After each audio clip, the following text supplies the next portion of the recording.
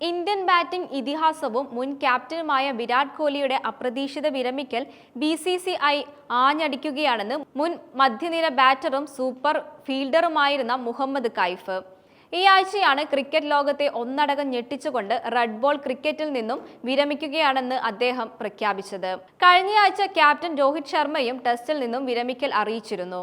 ഇംഗ്ലണ്ടുമായുള്ള 5 ടെസ്റ്റുകളുടെ പരമ്പര അടുത്ത മാസം ആരംഭിക്കാനിരിക്കെയാണ് ഇന്ത്യൻ ബാറ്റിലെ നെടുംതൂണുകളായ രോഹിത്തും കോഹ്ലിയും ടെസ്റ്റിൽ നിന്നും പടിയിറങ്ങിയത്.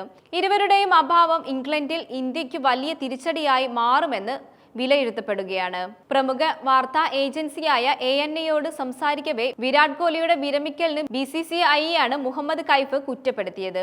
BCCIയുടെ ഭാഗത്തു നിന്നും മതിയായ പിന്തുണ കോഹ്ലിക്ക് ലഭിച്ചില്ലെന്നും ഈ കാരണത്താൽ അദ്ദേഹത്തിന് കളി നിർത്തേണ്ടി വന്നതാണെന്നും കൈഫിന്റെ നിരീക്ഷണം.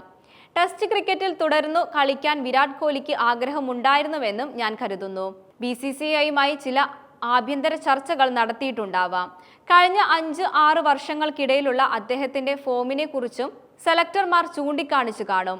ഇന്ത്യൻ ടെസ്റ്റ് ടീമിലെ സ്ഥാനം ഇനി കാണില്ലെന്നും വിരാട്ടിനോട് അവർ പറഞ്ഞിട്ടുണ്ടാവാം. യഥാർത്ഥത്തിൽ എന്തൊക്കെയാണ് അണിയറയിൽ സംഭവിക്കുന്നതെന്ന് നമുക്ക് ഒരിക്കലും കണ്ടുപിടിക്കാൻ സാധിക്കില്ല. എന്തൊക്കെയാവും പിന്നിൽ നടന്നിരിക്കുക എന്നും നമുക്ക് ഊഹിക്കുക വളരെ ബുദ്ധിമുട്ടുള്ള കാര്യം കൂടിയാണെന്ന് അദ്ദേഹം പറഞ്ഞു.